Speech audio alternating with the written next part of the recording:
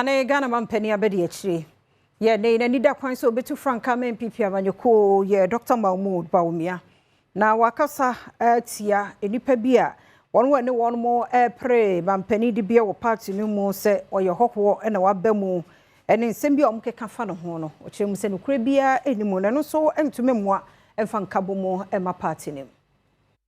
Kane mampeni abedi achiri Dr. Bawumia eguso bontoa o timantemu a ohia esi ahene na etu ahenefo na wode ne so ade hunu ato wanim asasere won bie so ma na kwan na wonto amanyuko ne franka de otoso mienu afimpi mienu ne adu ne nwatwe abato na bro kopi akan abato mpesua so eno de atodwa se won ma woye ne se oye hoho ene akwa ewa NPP amanyuko no mu no e kama se wo monti amanyuko no abakwasemase no ne papa mumuni Bawumia na woka won mo a wo de Northern People's Party eba ka UP amanyuko no ho ene ababaye NPP no eno da nchen a wono amu so baaye no abesom amanyuko no mfrinchia dunson wa kwanuasa bebre so eno nti wono ma wokasa no wonyai na ompre amanyuko no ne mpuntu ne nka nkromom no nyai se wo mu eye yipamu no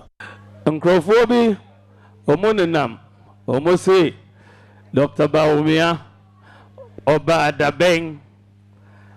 semwati oba daben la ono yede ne baaye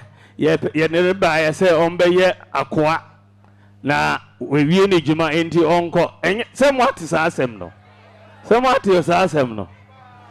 omo amo kasa asem no omunti ye party abakosem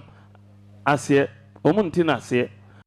eno achiri enna account abato mpesua no dwemtene de ma NPP amanyuko no awa rabiu ebo Dr. Bawumia abaso pa se afimpi mienu ne adu ne na abato na ankoyi no kwane ofa so gitum ne entemu eyeye no ebo ai pa mo men asomdwe efa no ntoma pefra ye no nti eno ne na pamfo ebeka bom na omo ata na chi de etoso mienu bepombo so me de etoso aduasa ba ko afi bisima abato nim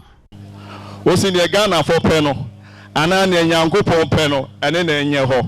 nti wuji nkugo no etumu ema Ghana ya nya ya sundwe